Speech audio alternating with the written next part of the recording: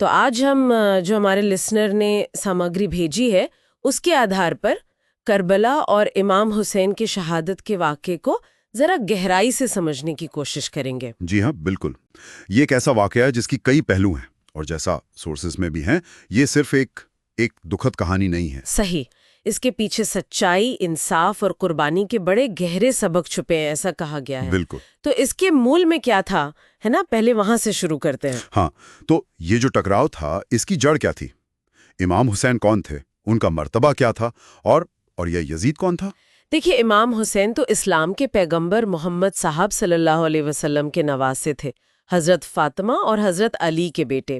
مطلب اسلامی دنیا میں ان کا ایک بہت اونچا مقام تھا۔ جی، اور یزید، جس کے شاسن کو امام حسین نے ماننے سے انکار کیا، جسے بیعت کہتے ہیں، سورسز بتاتے ہیں کہ اس کا شاسن اسلامی اصولوں کے خلاف تھا۔ ہاں، اصل میں یزید نے معاویہ کے بعد زبردستی سطح پر قبضہ کیا تھا، اور اس کے طور طریقے، اس کی حکومت کا انداز وہ اسلامی تعلیمات سے ہٹ کر تھا، ظلم بھی تھا۔ اچھا۔ تو امام حسین نے اسی بنا پر مطلب اس کے غلط رویے کو دیکھتے ہوئے اس کی حکومت کو تسلیم کرنے یا بیعت کرنے سے صاف منع کر دیا۔ اور ان کا وہ مشہور قول بھی ہے جو اکثر سننے میں آتا ہے، جی بالکل، مجھ جیسا شخص یزید جیسے شخص کی بیعت نہیں کر سکتا۔ یہ حق کو باطل پر ترجیح دینے کی بات تھی۔ تو اسی وجہ سے انہیں مکہ چھوڑنا پڑا۔ سننے میں آتا ہے اور سورسز میں بھی ذکر ہے کہ کوفہ کے لوگوں میں ہزاروں خط لکھے تھے، مدد کا وعدہ کیا تھا۔ ہاں، خط تو آئے تھے بہت سارے، انہوں نے بلایا تھا امام حسین کو، تو امام اپنے پریوار کے ساتھ، جن میں عورتیں اور چھوٹے بچے بھی تھے، اور کچھ قریب 72 ساتھیوں کے ساتھ کوفہ کے لیے نکلے تھے۔ لیکن کوفہ تو وہ پہنچ نہیں پائے، راستے میں ہی کربلا میں روک لیے گئے۔ جی، ہوا یہ کہ کوفہ والوں نے مطلب یزید کے دباؤ میں آ کر یا ڈر سے اپنے وعدے توڑ دیے، اور یزید کی فوج نے عمر ابن سعد کی سرپرستی میں انہیں عراق میں کربلا کے ریگستانی میدان میں گھیر لیا۔ اور وہاں پھر ان پر سختیاں شروع ہوئیں۔ سب سے پہلی چیز جو سورسز میں آتی ہے وہ پانی بند کرنے کی ہے۔ ہاں، یہ بہت دردناک پہلو ہے۔ محرم کی 7 تاریخ سے ہی امام حسین کے خیموں پر فرات ندی کا پانی بند کر دیا گیا۔ 3 دن تک چھوٹے چھوٹے بچے بھی تھے ساتھ میں۔ جی ہاں، 3 دن بچے بڑے سب پیاس سے بے حال تھے، لیکن امام حسین اور ان کے ساتھیوں نے کمال کا صبر دکھایا۔ اللہ پر ان کا یقین بہت مضبوط تھا۔ پھر آیا محرم کا 10واں دن، عاشورہ کا دن۔ اس دن جنگ ہوئی۔ ہاں، اس دن وہ جنگ تو ایک طرح سے بس نام کی تھی۔ ایک طرف ہزاروں کی فوج اور دوسری طرف وہ گنتی کے 72 بھوکے پیاسے لوگ۔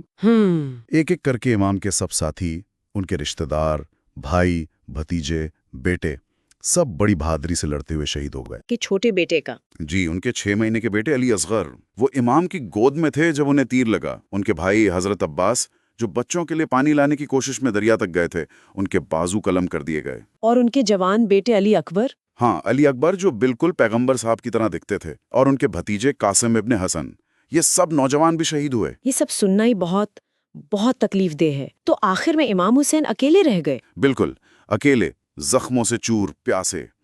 لیکن کہتے ہیں کہ ان کا حوصلہ تب بھی پہاڑ جیسا تھا۔ ان کی شہادت کیسے ہوئی؟ جب سب شہید ہو گئے تو وہ خود میدان میں گئے۔ بہت زخمی ہونے کے بعد وہ سجدے میں گرے اور یہی کہا، اے اللہ، میں تیرے فیصلے پر راضی ہوں، اور اسی سجدے کی حالت میں انہیں شہید کر دیا گیا۔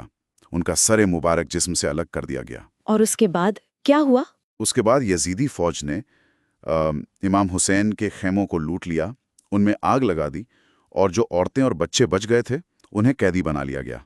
تو اتنی بڑی قربانی، اتنا ظلم، اس کے بعد کربلا کا پیغام دنیا تک کیسے پہنچا، خاص کر جب بچنے والے لوگ قیدی تھے؟ یہ بہت اہم سوال ہے، اور اس کا جواب ہے امام حسین کی بہن سیدہ زینب اور ان کے بیمار بیٹے امام زین العابدین۔ انہوں نے کیا کیا؟ انہیں قیدی بنا کر کوفہ اور پھر دمشق یعنی شام میں یزید کے دربار میں لے جایا گیا، لیکن انہوں نے وہاں بھی ہمت نہیں ہاری۔ سیدہ زینب نے دربار میں کھڑے ہو کر اتنے زوردار اور بے باک خطبے دیے، بھاشن دیے۔ اچھا۔ یزید کے سامنے؟ جی ہاں۔ یزید کے سامنے انہوں نے یزید کے ظلم کو بے نقاب کیا، امام حسین کی قربانی کا مقصد بتایا، اور بتایا کہ حق کیا ہے۔ ان کے ان خطبوں نے ہی کربلا کی حقیقت کو لوگوں تک پہنچایا۔ وہ ایک طرح سے کربلا کے پیغام کی پہلی مبلغ، پرچارک بنی۔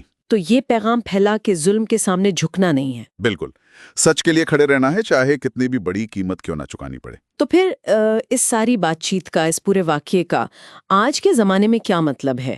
یہ جو کہا جاتا ہے ہر دن عاشورہ ہے، ہر زمین کربلا ہے، اس کا کیا ارتھ نکالیں ہم؟ دیکھیے، اس کا مطلب یہ ہے کہ حق اور باطل کی، انصاف اور ظلم کی جو لڑائی ہے، وہ کسی ایک دن یا کسی ایک جگہ پر ختم نہیں ہو گئی، وہ ہر دور میں ہر جگہ جاری رہتی ہے۔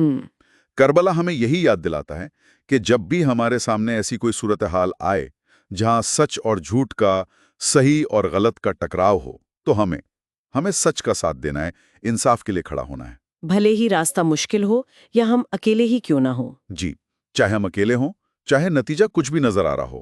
تو لسنر کے لیے شاید سوچنے کی بات یہ ہے، ایک سوال ہم چھوڑ سکتے ہیں کہ ہم اپنی زندگی میں، اپنے آس پاس امام حسین کے ان اصولوں کو، جیسے ہمت، صبر اور ظلم کے خلاف آواز اٹھانے کی جرت، کیسے اپنا سکتے ہیں، کیسے اس کو لاگو کر سکتے ہیں۔